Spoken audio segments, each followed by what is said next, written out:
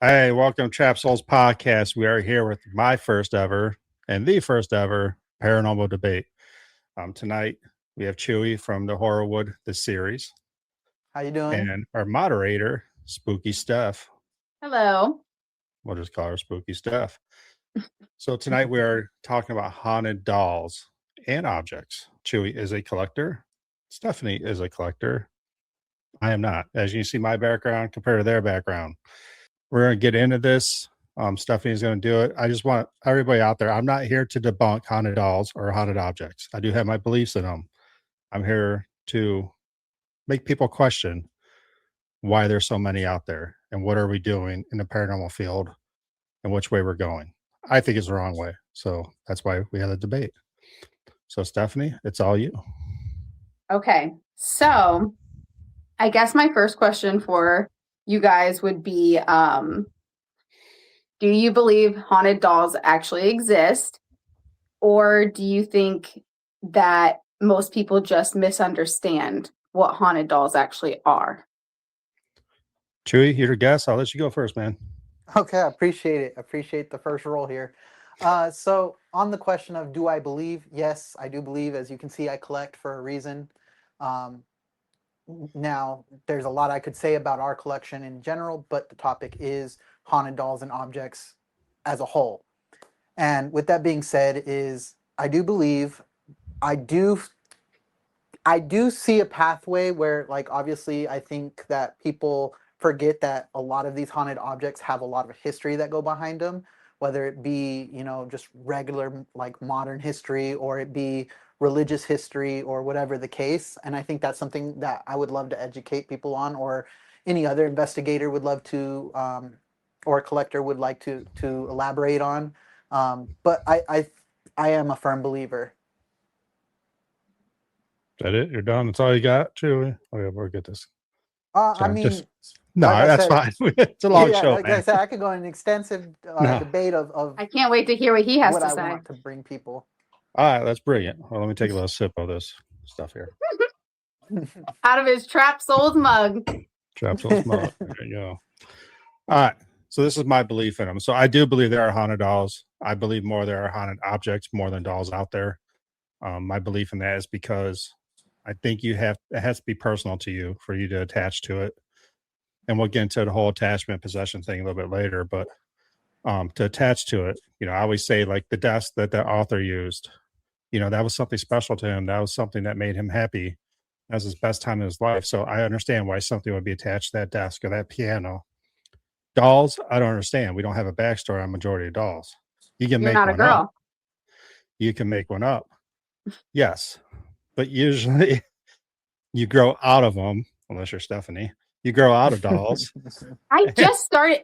I'm going to stop you right there because It's my turn.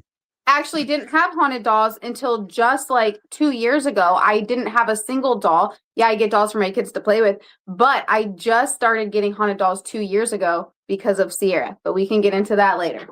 Okay, we'll get into that later. Back to you. See, you're messing my train of thought up here, but no, it's you're fine. Talking crap. Keep going. I know. That's a debate, as we're supposed to. So dolls, what I believe they're clickbait. Okay, majority of people out there use them for clickbait. There are dolls out there that people actually do believe they are haunted, and that's fine. I'm sure there are dolls out there that do have an attachment. Again, just like a haunted place, if you ask a doll enough question, something's going to want to answer you back. So if you ask a doll enough question, you'll come, just like a haunted place. If I sat here at my house and asked a whole bunch of questions, sooner or later spirits are going to come in because you're giving that attention. That's what it is. Now, the clickbait stuff, people argue all the time. Stephanie, you're different. You sell haunted dolls. This is part of your business. I understand you have to put that on social media. But every time you get a damn doll, and every time someone gets a doll and just posts it on Facebook, look at my doll, it's haunted. Prove it, okay? First of all, I think it's rude. If there is a spirit attached to that, why are you showcasing it? You're just throwing it out there for the world to see. There's only one reason why you're going to do that. That's get followers, because it's a trend right now. Am I able to elaborate on that a little bit? Same. Yeah, cool. Same. Cool. So, okay. now that I got your stance, I will agree. Obviously, I think all of us can agree, or whoever's in the field can agree. There is some kind of clickbait to it. It is a trend right now. Obviously, some people see, certain investigators actually investigating, and they want to do it. I'm not going to say there's a right or wrong way of doing it, but they take it into a stance of the trend route rather than trying to prove things or fulfill the curiosity with fact. And so I agree with it is a trend. There can be a trend to it. There is clickbait to it. But what I would elaborate on a little more for you is you were saying that dolls have to be personal and more objects out there than there are dolls. And I will say I hope there's more objects than there are dolls. Dolls fall under the category of objects still, technically, if we're Yeah. being full in there. Yeah. But dolls actually started with their spiritual beliefs and attachments and people trying to attach spirits to it in 2000 BC. Right. The Egyptians were one of the first cultures to do that. And a lot of it was to connect and have the availability to seek knowledge of the afterlife or seek knowledge of an insight of the person that they are worshiping, loving, whatever the case, their personal connection, and know how their next life is going to be. And that was the point of it to a lot of these early civilizations who did use dolls. And, that is the traditional original haunting of a doll, is from those beliefs.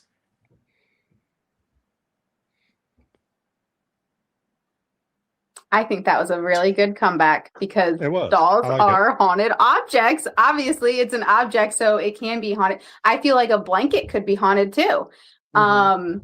I think a jewelry box, I think many things can be haunted. And I do think that we are living in a time where everybody posts everything on social media, whether it's your dog, it's your new play set you got, you made some candles, you just started your business, whatever it is, we all post everything. So yes, I do agree that there are a crowd that goes and specifically gets dolls because they want to get attention online and it's just like a clout thing. I do get that. That's not what I do. Do we all see it? Yes, but we see it with everything. Just like YouTubers, one starts one of paranormal. You can have YouTubers that work out, and then another one it just trickles. Everybody just kind of trickles off of each other and tries to just be popular, and that's pretty much the end game for a lot of people. So yeah, they're gonna post their haunted dolls and try to get people to like them and get their views up and things like that. But I also think that some people might just post their dolls because they're excited and they might just be new into the paranormal and they might not know that it's disrespectful to post it. Or maybe they already asked their doll if they could post it and they allowed them to post it, Ryan, because Carmilla here loves to be on camera. As other dolls, I mean, yeah, I do sell them, but when I sell them, like on TikTok live and things like that, some of them don't like being on camera, and you can ask Chuy, like I keep them off to the side and I'll be like, oh, I got this one. And sometimes I do just put them on there just because they're mean and nasty and I'm going to make them go through something they don't like. And that's just the end of it for me. Like, that's all I have to say about that. I mean, you talked about like people posting pictures. Like I posted my candles. I got two new candles out. Right. And then it's the same as people posting haunted dolls. It's not the same. I can tell you right now, I have a candle. I light it. It's a freaking candle. You cannot say it's a haunted doll when it's just a damn doll. Okay. Not saying they're all not haunted, but there are some people out there that go to the antique store and say, this thing looks creepy. It's haunted because it looks creepy. It's a clown. It has to be haunted. No. Okay. There's a big difference. Me posting my little dog. It's a dog. Okay. Like, who are your friends on Facebook? I have to ask. Jesus. I would have to agree with that. Who are your friends? Because I will say for us, like, sure, we'll take items, we put them under study when people donate them or sell them to us, because we do have that scenario. A little background, because I know I didn't give a little bit background on us. Yeah. So yeah, I am Chuy. I am the owner and founder of Horrorwood the series. We are a YouTube channel, but we also are on all other platforms. We investigate different locations, but we also, as we know, this is why I'm here, is we have started our own haunted collection. Our goal is to either open a haunted museum for our collection, or to purchase a haunted location and fill it with our collection, with the purpose to educate and help people see certain aspects of this field. And also, with that being said, is for us, a lot of, like I said, we put a lot of items in study when where we purchase them or they're donated.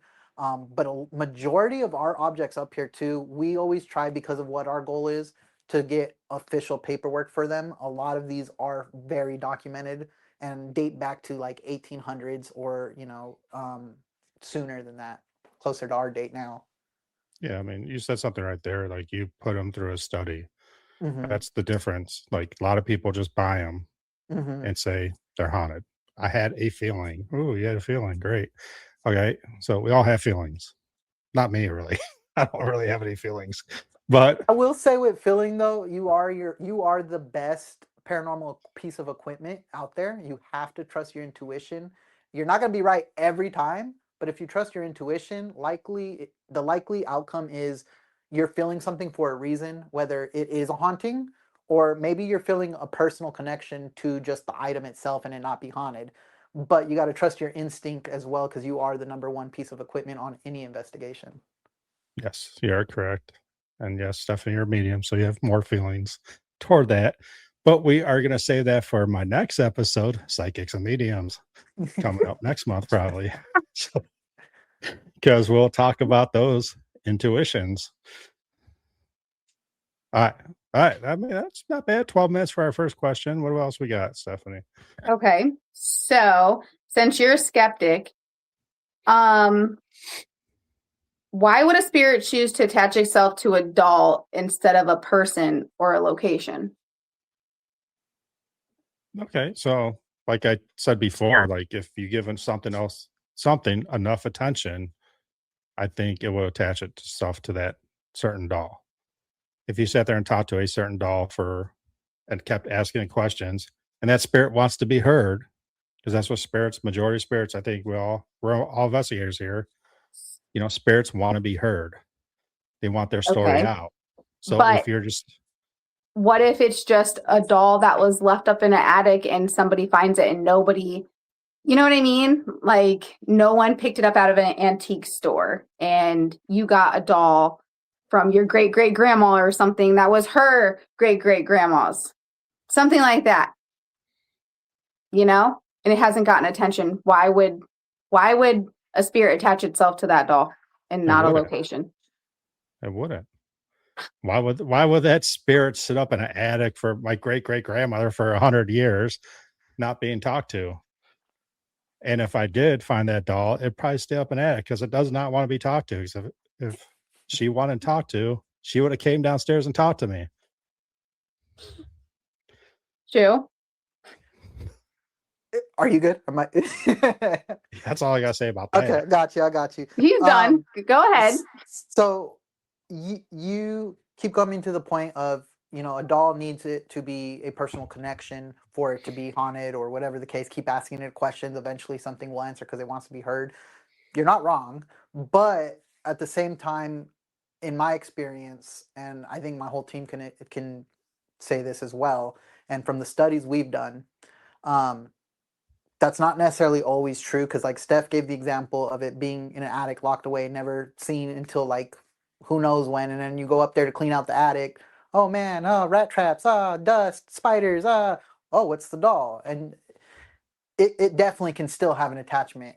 Obviously, there's different kinds of attachments out there. The most famous one, which everybody always gets worrisome around, is demonic. Me personally, we do have some demonic pieces up here. I throw the word around very lightly because of the simple fact that they have a lot of bang in their buck, but they are not how Western civilization and like movies and entertainment has perceived it to be, and it's really painted a different picture. But going back to the point of why would the entity, spirit, whatever the case, attach itself to a doll? The first point is a spirit. A spirit would be, somebody who was living, once human, once able to walk this earth. they would pick a doll because it's the closest thing vessel wise to an actual human body, which is what they're used to.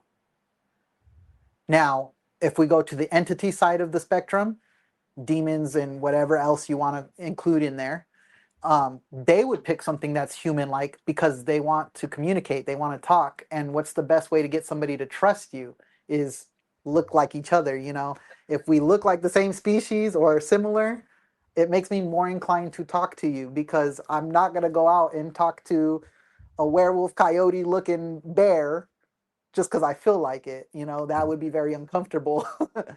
But something that's human-like is easier to connect with and talk to, and that's why spirits attach to them, because they're either spirits are familiar because it's the closest thing to a human body, which again is something they're used to. On the entity spectrum, it's just something that they know we would trust and be easier for us to communicate to them, and them be able to communicate back because that is what they want, is the attention to tell their story. Some of them don't have stories. Some of them are just a chaotic ball of mess, you know. And at the end of the day, it's the interaction of the human body resembling a doll. No, I mean, you do make sense there, and I didn't think about this, like demonic wise or darker non-human entities. You know, demonic, they try to break you down. You know, everybody says there's, you know, I hate when you go to these pay to play places, there's demonic. There's too many people in there, okay? It's too many different people in there. You know, demonic wants to break you down until you're more vulnerable. They're not going to be at Mass and Seminary because they're not going to break you down, because I'm there once every 6 months. All right. But to go on a doll and to break down a kid, that doll's comforting to that kid. So I could see that more than I can see Joe Schmo, who passed away 10 years ago, saying, "Oh, Catherine looks cute. I'm attached to her." Lord. Well, see, and that's why we have this debate, is because Right. Mr. 60-year-old grumpy man may look at a doll and be like, that's a baby doll. It looks nothing like me or nothing like my personality. But you know what? It looks like a human body. I'm going into Yes. it. I'm going to talk all my smack. I'm going to be all that I am. But I need a vessel that I am familiar with. And that's what it is. It's a familiar feel. To bounce off of that, you know, Chu, that sometimes the genders are off. Like that grumpy old 60-year-old man is inside of a freaking baby, you know, like we've seen some things. Yeah. I mean, we have a new piece that's been under study for a few weeks now. We finally put it in the collection, and it has a rare double attachment in our opinion. But from what we've gathered and what we've studied and what paperwork has said on it, you know, it's a double entity of two males in a baby doll that was part of an arson case. So I mean, there's a lot that goes into it. You know, it's right. Familiarity is all it is. And why I'm just asking, why would you think, you know, what would cause that to happen? Why would grown men, you know, straight guys, whatever, attach themselves to one single doll that's a baby doll? Do you think that it's because that's the only thing available for them at that time? They have just like a split second to decide if they can hop on something, or is it a residual thing like Ryan's saying? You know, what exactly do you think would cause that to happen? I would say with this particular one in our collection, sure. Like, I think there's a little bit of residual to it because it was part of the arson case. You can tell because the doll has burns, it's beat up, it's in terrible condition. But I would think, and from what we've gathered, you know, one of them is at fault for the arson, if not both of them. And I think they connected because it was the only thing that survived the arson case. Everything else was ash or completely thrown out because of the fact that it was just burnt that bad. I'm not going to say everything was ash because it wasn't, but out of the damage the fire did from the arson, the only thing that was in enough shape to hold would be this doll. And I think that the residual of it being the location and the act is what caused them to attach to anything that was available. But I do think that it was very personal as well, because they are either one of them or both of them started this arson case. I mean, that makes sense. When tragedy happens, you know, you connect. And that's the only thing there. You know, what I'd be worried about is those two entities becoming one. Something that's, you know, a little meaner, a little grumpier. Don't get me wrong. They have the grumpy old man feel. I kept asking name over and over again to see if I could get it multiple times. And eventually they got fed up and told me, stop asking me that. Yeah. So this is going to sound pretty bad. Sorry, Chewy, No, but go ahead. when you're thinking about an entity just choosing a vessel, like Mhm. you said, a 60-year-old man, hey, I want to choose this vessel. Maybe this dude was a little crazy Mhm. and decided to choose a doll, and you have a grown man talking to a doll. Maybe it makes them feel less crazy. I mean, it's so funny. So recently I got asked, the lady that actually helped us get the paperwork for this arson one, she asked me directly, do you, I take it you like dolls? And I told her, absolutely not. Absolutely not. But it comes with the profession. I have no choice at this. For what I want to do and putting my foot to the pedal, I don't have a choice. It's all items. So that includes dolls. But yeah, yeah, I don't know. It's just a funny interaction. No, I mean, this is, people say a lifestyle, it's a hobby, whatever you want to call it. And it is fun. I mean, we get into things that we do, and it is Mm-hmm. fun. I did post that, like a month ago, trying to get, this heated up a little bit. Like, how many people would be in a asylum right now talking to dolls? I mean, and people are upset about that. Yeah. And I don't see I'm why like, they should be. It's a simple question, and it's either you're into it or you're not. And at the yeah, People I end are of the mean, upset about day, everything. it's but part of the field. if you go back 80 Eventually, years if you're being, ago, go ahead, sorry. if you go back 80 years ago when Trans Allegheny was and all of them were open, I mean, you got thrown in there for anything. Mm-hmm. Can you imagine grown ass adults talking to dolls? Mm-hmm. Like, you'd be in there too. Yeah. Even if you I were getting wouldn't the get answers, caught though. I wouldn't get caught. you That's the would. difference here. See, this is gonna sound really bad joke, but I'm like, see, that's what the witches said during the trials. Half of them weren't even witches. I know I we know. just covered that topic recently on the So what video. are you saying here? They did not I'm get just caught. saying. I'm just making a joke. I'm just making a joke. No, I mean, I believe the witch trial was a sham. I mean, Mhm. I think majority were just trying to help people out just because some Mhm. A lot of it was truths. medicine. Yeah, that's all it was. Or their Mhm. husband just didn't want to be with them and just said they were doing something. You can do that? They did. Joking. No, I'm not. Don't they do that now? I'm just kidding. Not in my house, they don't. Oh. Oh, what Kyla said. Maybe they assumed that it was the most likely vessel to be saved and handed it to the other humans. Guessing she's talking about the one that was in arson. Yeah. Yeah. Well, I mean, maybe there's a lot of reasons what that could go into it for sure. And like I said, it just passed our investigation / observation phase, so it just got added to the collection now officially. And so now that it's out of that phase, now we get to wait for the personality to come out to get more answers to the story. Because the initial background is just to confirm what's already documented and what's received. Do things go off? Do they not go off? That kind of idea. Because if nothing goes off, there's no point to put it up here. Right. I mean, you can just take a picture of it and put it on social media. That's cool. Well, how do you know this, whatever it is, just doesn't want to talk to you? That is a true fact. I mean, there's definitely things that won't want to talk to you, but there are methods to see, is there any electrical current? Is there anything that bounces without vocally speaking to something to show a possibility of interaction? Not everything's going to react by talking. Some things interact just by touch, feel, move. Like, there's a lot of that on an occurrence. We just recently found out somebody likes to toss tennis balls and stuff around the display room. Nice. And nobody will take credit for it, but somebody does it. Hi, Stephanie, you're up. Okay. We'll let Chewy answer this one first, though. What? What did you say? Chewy will answer this one first. Okay. It's his turn. That's my role. Sorry, my daughter was saying my name, so I was like sidetracked with both of you guys. Chew knows how my TikTok lives are.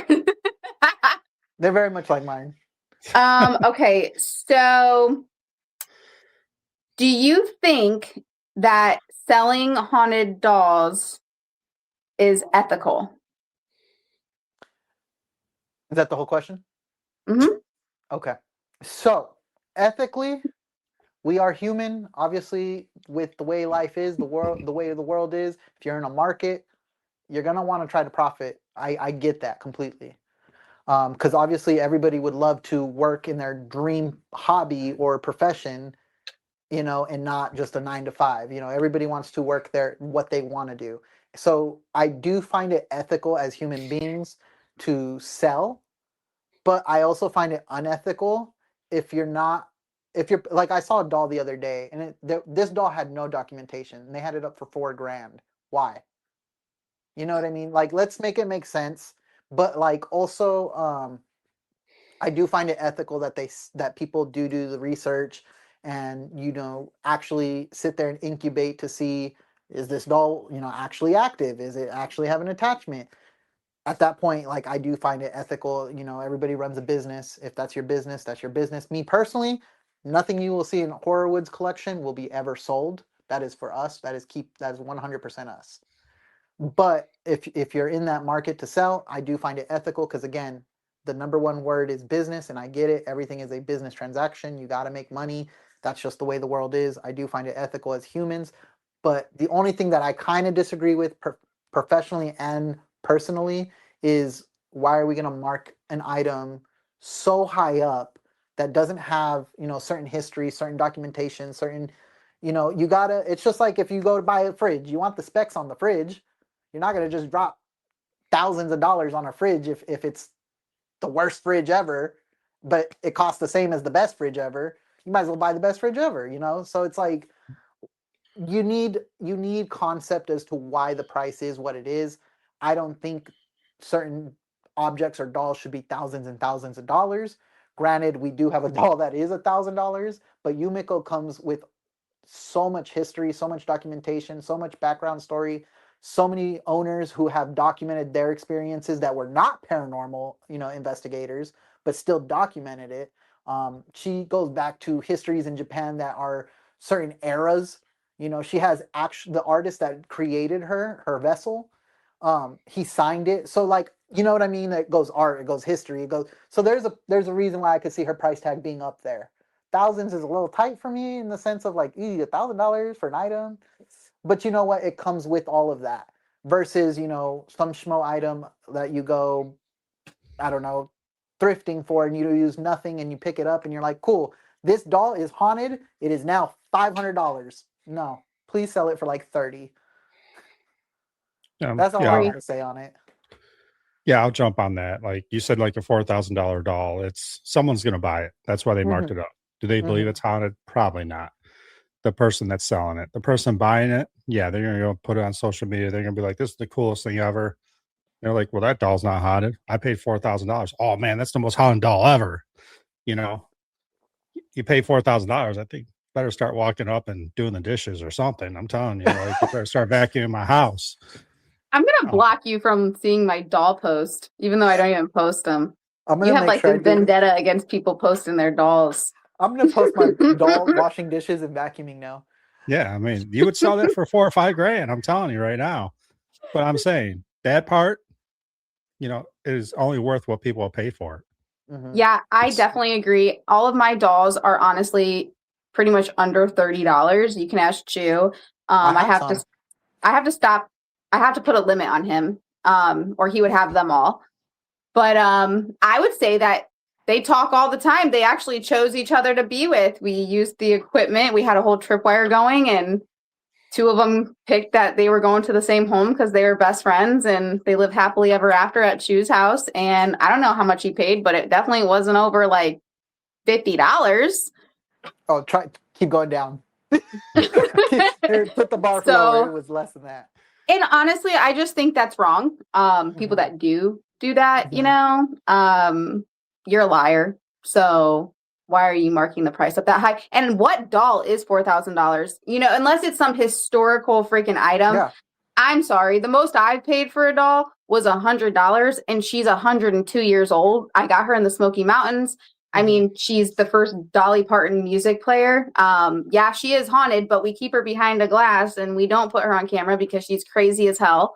But yeah, I would not pay even $1,000, Chuy. I'm sorry. There's no freaking way. I didn't want to pay $100 for her, But I'm gonna I go ahead did. and roll on this and tell you. I'll give you guys the insider. So she is valued at $1,000, right? That is what she is worth because of her art concept, her history, her actual paranormal documentation, the religious culture that they have in Japan with her, because she is very strongly tied into those cultural ties. But the person who sold her to us, insider for you guys, is they saw what we did. They saw how serious we are. We're not your average person just trying to collect, sell, and or just collect, take a picture and assume the most. They saw what we do. They saw how much we research. They saw our investigations. They saw everything about us. They talked to us. They met us. They sat down, had dinner with us. We got so personal with them that they were like, look, this is what the value is. And it's posted. You can find Yumiko online. You can Google Yumiko the haunted doll and you'll find her. And my name is attached to her now on Google, which is crazy to me. But it'll show you past owners. It'll show you parts of her history. There's some websites that will read her entire history to you and show her value at $1,000.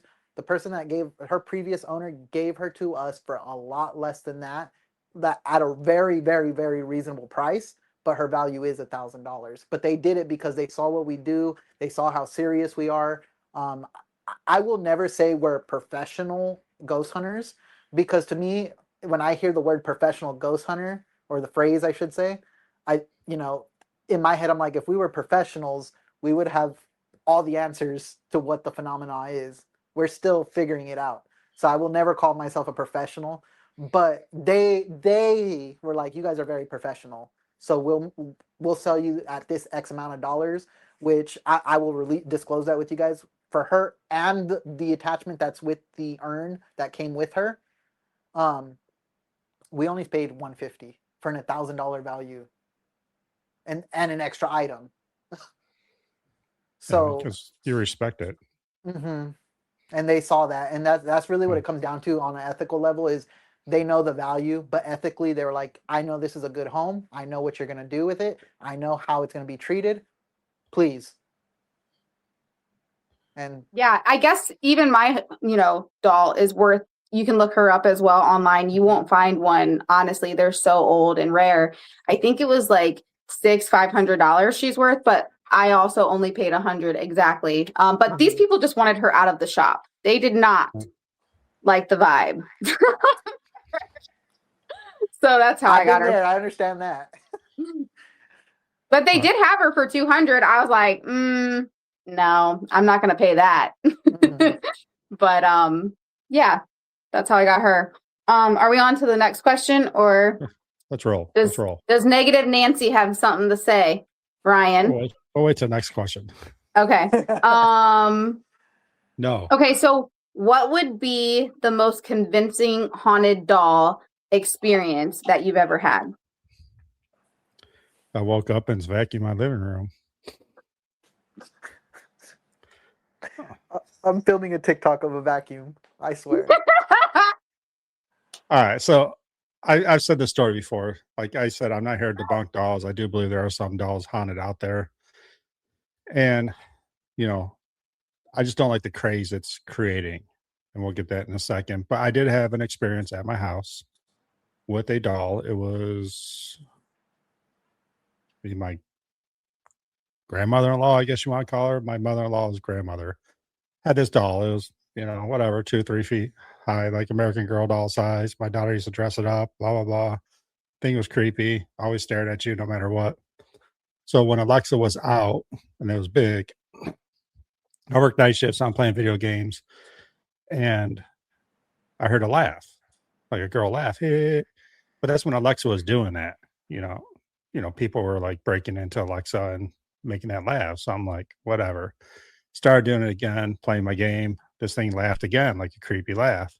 I'm like, I'm just going to plug to Alexa. Like, I'm done playing games. So I went up, damn thing's unplugged. Looked to the right, which was the back of my other couch. That freaking doll's looking at me. All right. So I don't know if that damn doll's haunted or not. It is locked in my attic right now, and it's been there ever since, like 12 years. So yes, I do believe some dolls can have something. Does it have something? I have no idea. But I have no reason to get out of the attic. It can stay in the attic. But I was hoping it was the one that you got me. No, that thing has a plastic bag over its head in my closet. So Well, you also weren't allowed to get home when you were traveling with it. 3 days stuck in Chicago. It's terrible. Jeez. I tell you what, my Chicago, the two and a half days on Chicago cost me more than my UK trip. I hate Chicago so much. Yeah, not a fan. I hate it. I haven't been yet. I'm waiting to go. Were you at the O'Hare airport? Oh my God, that's my layover spot when I go to the school. I just, That's terrible. oh, it's the worst. I couldn't imagine 3 days. Yeah, it was great. 40 minutes is enough for me. Yeah, a 17-hour train ride home. No. Train ride is crazy. Oh my. It was only supposed to be 7, but it got stalled too. But at least I was kind of heading in the right direction. I think that would be your most crazy experience, in my opinion. Well, that doll wasn't with me, so that thing was already in Cleveland. Oh my God. So funny. She was out to get you. She's like, Yeah. You're staying where you're at. Could at least stuck me in Ireland. Come on. Oh God. Anywho, Chew. I could probably give you a lot of different experiences with each of these items individually. I've had so many already. For those of you who don't know, our showroom isn't like in a nice museum-like building. Our showroom right now is in my personal home. I think Steph can share that with herself too. You know, they're in her personal home. But I will say, and I think it's probably what most people would ask me now that we've been up and running for almost 7 months now. And everybody who's watched our content always asks me, my number one experience with a doll is going to be the big one, or one of the big ones, I should say, because I think there's bigger, but Annabelle. You know, we got to investigate, stay the night with Annabelle. I spoke with her one-on-one and for length amount of time, and number one question everybody asked me, is she haunted? Is she real? 1000% yes. And the thing about her that's scary isn't just being in her presence or anything. The thing that scared me the most about her is the intelligence. I've been to investigations or talked to dolls or items even, and I get responses, and sometimes it's fragmented, so I have to piece it together because it's one word here, silence, one word here, 2 words there, and piece it all together to make a sentence. When I talked to Annabelle, it was immediate answers, intelligent answer, and it would be sentences to paragraphs of answers. They were never fragmented. They were whole responses as if I was sitting across the table. And to me, that is terrifying, because to have that much intelligence is mind-blowing. And to answer questions past what I'm asking is absurd. But it happened.